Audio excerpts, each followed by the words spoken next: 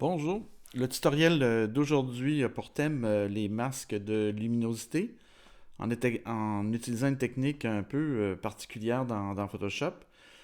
Cette technique et l'idée derrière cette technique, c'est de créer des masques en utilisant la luminosité pour être capable de soit de corriger des expositions, corriger des dominantes, être capable de matcher des couleurs dans une image composite, donc d'essayer de simuler ou d'ajuster une image qui sera amenée dans une autre image pour lui donner la même tonalité. Mais aujourd'hui, on va voir peut-être plus dans un domaine un peu plus créatif de faire de la colorisation en utilisant les masques de luminosité. Alors pour ça, je vais commencer en ouvrant deux fichiers dans Photoshop pour être capable de vous expliquer quel outil qu'on va utiliser puis de quelle façon il fonctionne. Alors j'ai un premier fichier où j'ai créé un nouveau calque avec à l'intérieur de ce calque-là, donc c'est l'image de départ. Et j'ai créé un calque avec trois rectangles de tonalités différentes, donc du noir, du gris et du blanc. Donc, pour être capable de travailler avec l'outil comparaison sur ou Blendif, pour ça, il faut utiliser la fenêtre d'options de fusion euh, qui est dans les effets de calque. Il y a deux façons de pouvoir l'ouvrir, soit par le FX, puis on va cliquer sur options de fusion, ou une façon qui est encore plus simple, on a simplement à double-cliquer sur le calque pour faire apparaître la fenêtre style de calque. Une fenêtre peut-être que vous êtes déjà familier avec, où vous avez vu ici les différents styles de calque là, d'ombre portée ou de contour. Euh, pour ce tutoriel, on va se concentrer uniquement sur options de fusion. Alors, dans les options de fusion, il y a il y a- il y a des paramètres qui se retrouvent dans la palette des calques, que vous êtes déjà familier, dont le mode de fusion et l'opacité. Donc ça reste. Euh, mais la partie qui nous intéresse, c'est la partie ici en bas, qui est comparaison sur, ou comme je vous disais, c'est la version en français de l'option Blend If. Alors, on a l'option de pouvoir travailler sur le gris, donc sur la luminosité, mais on est capable aussi de travailler sur les différentes couches. Pour l'instant, ce qui nous intéresse, c'est de travailler sur la luminosité. Donc, on va garder l'option ici sélectionnée sur gris. Alors, je vais simplement vous montrer. On a deux options. Alors, on a une comparaison, c'est-à-dire une interaction entre le calque supérieur et le calque inférieur. Et cette interaction va être différente selon qu'on va utiliser le graduel qui est ici ou le calque ou le graduel qui est là. Donc ça représente toujours là, les 256 tonalités de gris, c'est-à-dire donc du gris, du noir complet jusqu'au blanc complet, donc les 256 tonalités de gris. Donc le premier graduel qui est là, c'est pour travailler sur ce calque, c'est-à-dire le calque qui est sélectionné. Alors vous allez voir que si je déplace les curseurs ici, ce curseur-là, moi vraiment je le déplace parce que là j'ai fait un noir pur qui est un noir 0. Aussitôt que je vais déplacer le curseur, le noir va disparaître. Donc l'interaction avec le calque supérieur, c'est qu'aussitôt que je vais déplacer ce curseur-là, je vais faire disparaître de cette couche-là, du calque 1, tout ce qui est dans la catégorie noire. Vous allez voir que quand je vais déplacer mon curseur, à un moment donné, je vais arriver dans la zone de gris moyen. Et puis, mon gris va disparaître, tout simplement.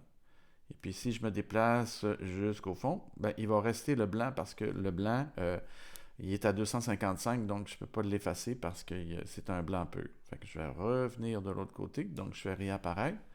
Puis ici, je peux faire le contraire, donc je peux me déplacer pour aller faire disparaître le blanc, disparaître le gris, et puis bon, la même option, je pourrais pas faire disparaître le noir. Et, et les deux, et je peux déplacer les deux curseurs aussi, donc je pourrais faire disparaître le noir et disparaître le blanc pour ne garder que le gris. Donc, c'est des options que vous avez vues déjà là, probablement quand on a fait des montages, puis on avait des logos qui étaient sur des fonds blancs, puis qu'on pouvait faire disparaître le fond blanc. Vous avez vu par des modes de fusion, soit par produit ou des trucs semblables. Euh, donc, c'est sûr que si je fais la même option là, ici, et puis que je m'en viens changer le mode de fusion, et que je me mets par mode produit ou que je me mets par mode superposition, c'est un peu la même idée. Sauf que là, en le laissant en mode normal, j'interagis dans quelle partie que je veux. Là où il y a un aspect qui est intéressant, c'est que les pointeurs qui sont ici, quand je les déplace de cette façon-là, c'est assez drastique le mouvement ou la correction, mais je peux être un peu plus subtil. Alors, si je tiens Option enfoncé et que je clique sur le petit triangle, je vais être capable de le séparer en deux et je vais être capable de jouer avec comme une zone tampon dans la partie qui est sélectionnée. Donc, je peux jouer de cette façon-là. Donc, la même chose, dans les noirs, je peux déplacer le curseur et pouvoir jouer avec une certaine un contour progressif ou un flou là, qui va me permettre de pouvoir un dégradé qui va me permettre d'être plus subtil dans les modifications.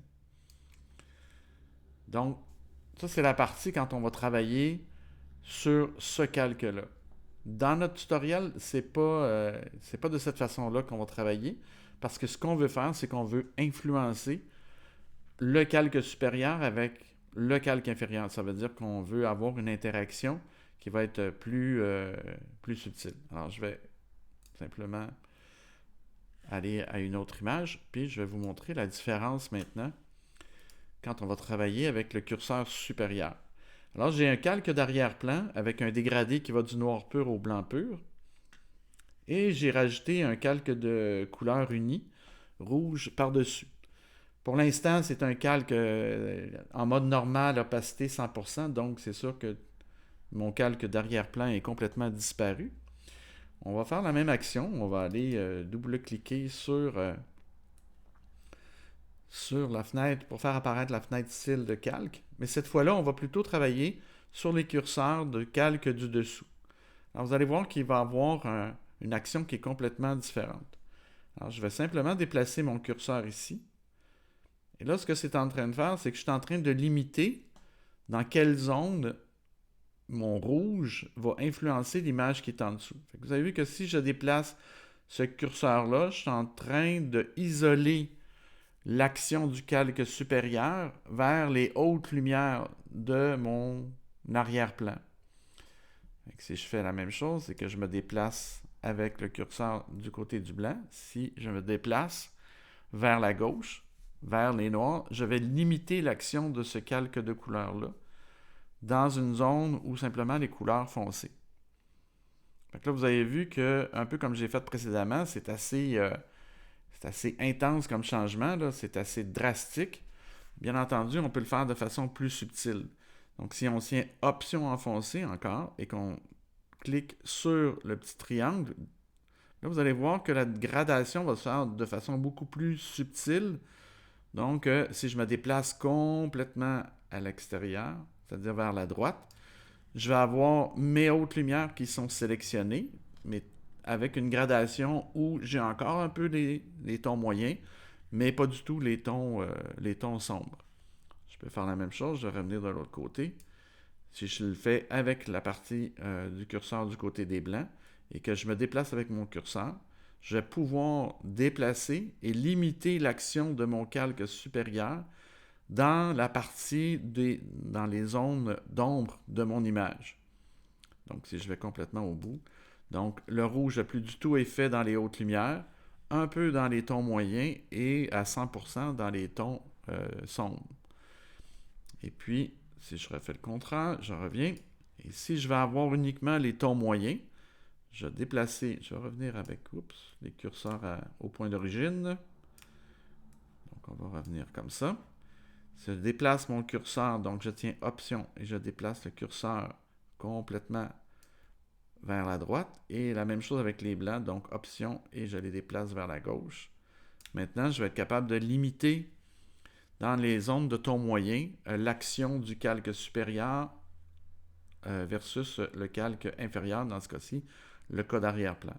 Là, je vais aller avec les extrêmes, mais c'est sûr que si on déplace, on va être capable de limiter encore plus, de façon beaucoup plus précise, les zones dans lesquelles on veut que que le calque supérieur agisse sur le calque inférieur. Donc, on est capable de vraiment aller peaufiner ces zones-là en jouant avec ces éléments-là. Donc, on va voir pour la suite, on va voir avec certaines images qu'est-ce que ça peut donner comme résultat. Donc, on retourne dans Photoshop avec maintenant une image et on va appliquer un peu donc, la technique précédente. On va maintenant l'appliquer sur une image pour essayer de faire une colorisation de cette image-là en utilisant un masque de luminosité et en utilisant la technique qu'on vient de voir précédemment, c'est-à-dire blend diff ou comparer sur. Donc, on va utiliser la même méthode. Je vais partir avec une couleur unie. Et puis, je vais choisir une tonalité plutôt dans les tons chauds. Donc, un brun orangé, ton moyen, peut-être un petit peu plus chaud comme ça. Je vais faire OK. Et je vais double-cliquer sur le calque fond 1 pour faire apparaître la fenêtre style de calque pour être capable de pouvoir travailler sur comparaison sur.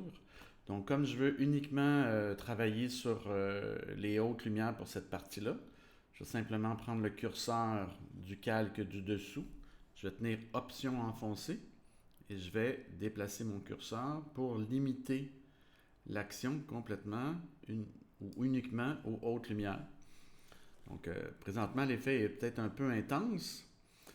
C'est sûr que là, je suis en opacité de 100% avec un mode de fusion normal. Comme on l'a vu précédemment, on peut changer les modes de fusion pour passer en lumière tamisée ou lumière ou en une incrustation. Donc, on peut changer le mode de fusion. On va rester en mode normal pour celui-là. On va simplement descendre l'opacité pour essayer d'avoir une légère colorisation dans les hautes lumières. Je vais faire OK. On va aller voir le avant-après. Donc, c'est sûr que donc, dans ma zone ici, j'ai pas... si on regarde l'histogramme, j'ai pas des zones qui sont non plus très, très, très lumineuses. Donc, c'est sûr que ça va avoir une influence aussi sur les tons moyens. Mais comme on a vu précédemment, on peut encore limiter l'effet. Donc, on va répéter l'opération pour travailler sur les basses lumières qui ne sont pas très présentes non plus dans cette image-là, mais je pense pour l'aider de travailler le principe des masques de luminosité, je pense que vous allez saisir l'idée qui est en arrière. On va aller chercher un ton plutôt froid. Même chose, double-clic sur le fond 2. Cette fois-ci, je veux travailler uniquement sur les basses lumières, donc je vais tenir encore Option enfoncé, puis je vais déplacer mon curseur pour aller chercher uniquement les zones d'ombre ou les tons plus foncés. Je pourrais, comme je vous disais, limiter encore, puis déplacer ce curseur-là pour limiter encore cette action-là vraiment dans les zones un peu plus foncées. Donc, je vais le déplacer un tout petit peu comme ça. Mon opacité est à 100%. J'ai le choix de la changer ici, ou j'ai simplement le choix aussi de faire OK et de valider et d'aller jouer avec l'opacité aussi sur directement dans la palette des calques. Je peux changer aussi le mode de fusion. Donc, on va juste aller voir en ce temps, on va mettre lumière en incrustation. Donc, on voit l'effet qui est très subtil. On peut peut-être monter un petit peu l'opacité parce qu'en mode incrustation, l'effet est moins prononcé. Donc, on va travailler comme ça. On va essayer la même chose pour les tons moyens. Donc, comme on a vu précédemment, couleur unie. On va aller dans une tonalité... on va aller dans les verts, quelque chose de très différent. Double-clic. Et puis à ce moment-là, on va faire Option, déplacer le curseur complètement vers la gauche. Et on va prendre le curseur des tons foncés et le déplacer complètement vers la droite. C'est assez intense comme effet. On va diminuer l'opacité. Puis on va faire OK. Donc présentement, j'ai mon avant-après. Bon, c'est pas nécessairement la plus belle réussite, mais c'est un exemple. Donc, c'est sûr que les possibilités sont infinies, tout dépendant du type d'image, portrait, des photos de mode. Donc, ce qui est intéressant, c'est de pouvoir jouer Et bien entendu, on peut se faire une recette et puis on a simplement double-cliqué sur la couleur, puis on peut essayer différentes palettes de couleurs, puis aller carrément dans des effets complètement différents, là. Donc, c'est la beauté de la chose euh, de pouvoir jouer comme ça avec des recettes de couleurs. Une autre chose qui est intéressante, c'est qu'on peut aussi, ces recettes-là, pouvoir les enregistrer pour pouvoir les utiliser aussi les réutiliser dans d'autres images. Donc, il y a deux façons de pouvoir enregistrer. Ben, il y a probablement plus qu'une façon, là, parce que je peux faire tout simplement transférer ces calques-là dans une autre image que j'aurais ouvert dans Photoshop. Mais si je veux les enregistrer pour être capable de les utiliser ou même les partager, il y a deux façons de pouvoir que je vous propose, deux façons de pouvoir les enregistrer. La première façon, c'est d'exporter cette recette-là en fichier LUT. Donc, des fichiers qui peuvent être utilisés même dans Premiere ou dans différentes applications où on peut travailler avec des calques de réglage de LUT. Donc, si on veut exporter ce fichier, c'est-à-dire cette colorisation pour avoir un fichier LUT, c'est important de toujours avoir un calque d'arrière-plan. Dans une situation où vous n'auriez pas un calque d'arrière-plan, soit parce que vous l'aviez renommé ou mettons que je vais faire calque 0, je double-clique dessus. C'est important qu'il y ait un calque d'arrière-plan parce que quand on va faire l'exportation du LUT, il va calculer qu'un arrière-plan et c'est tout ce qui est à l'extérieur de cet arrière-plan-là qui va être utilisé pour créer le fichier LUT. Donc, si jamais vous avez un calque, vous n'avez pas de calque d'arrière-plan dans le fond, c'est qu'il faut aller dans Calque et dans Nouveau et Arrière-plan d'après Calque. Donc, ça va retransformer le calque en arrière-plan, donc vous allez être capable de faire l'exportation. À partir du moment que vous avez ça et que vous avez votre recette, vous allez simplement aller dans Fichier et vous allez aller dans Exportation. Et exportation, ici, vous avez table de correspondance de couleurs.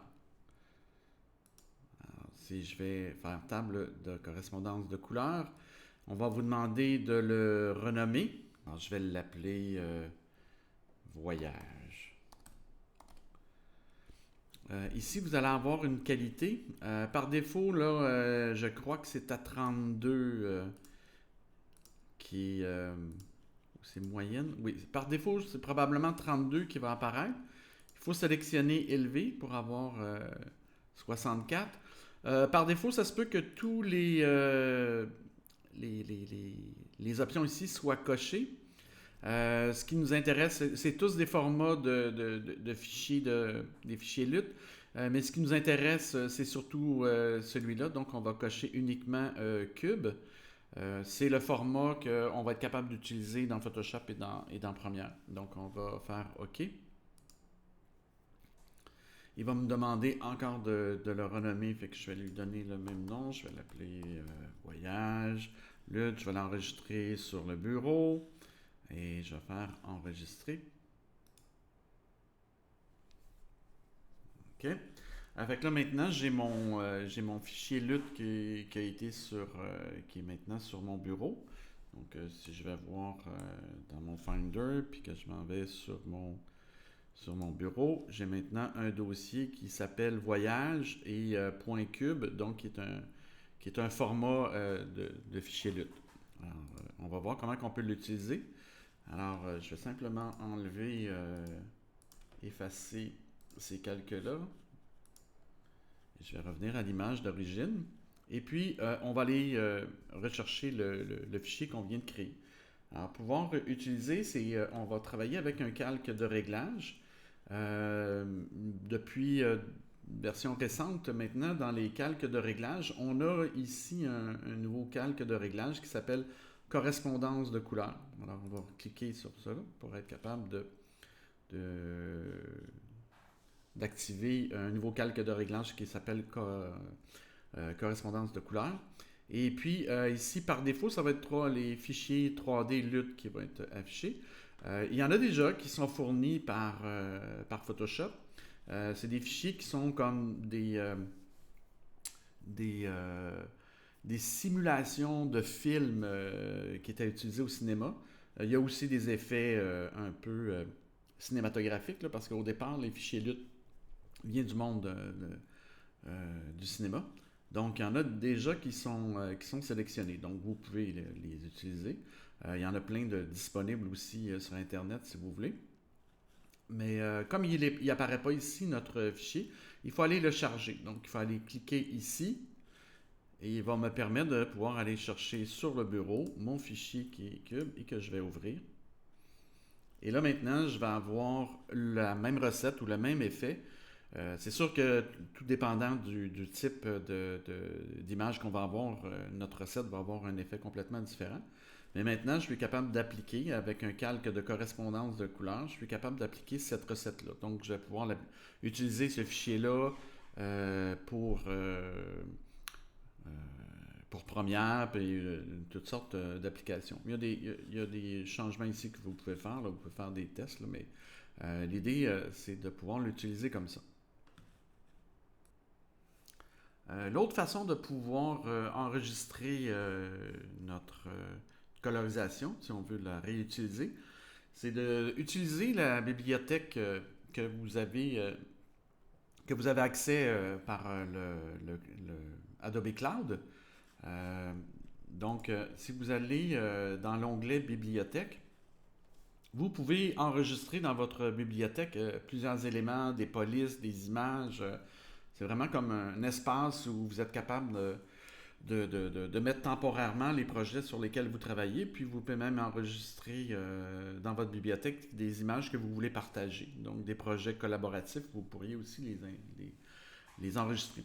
Euh, Là, ça fonctionne un peu d'une façon différente. Tantôt, on parlait qu'il fallait créer un arrière-plan.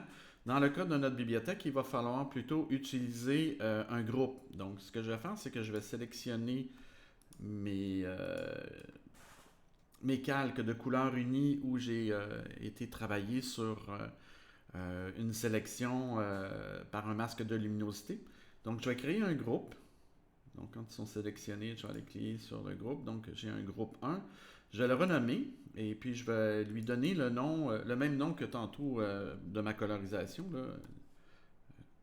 Très original, voyage. Et puis, je vais simplement glisser dans ma bibliothèque, ici, dans cette fenêtre-là, d'aller glisser le groupe de calques que j'ai créé et je vais simplement le glisser. Il va s'ajouter dans ma bibliothèque. Puis il y a maintenant donc ce fichier-là qui s'est ajouté à ma bibliothèque avec ma colorisation.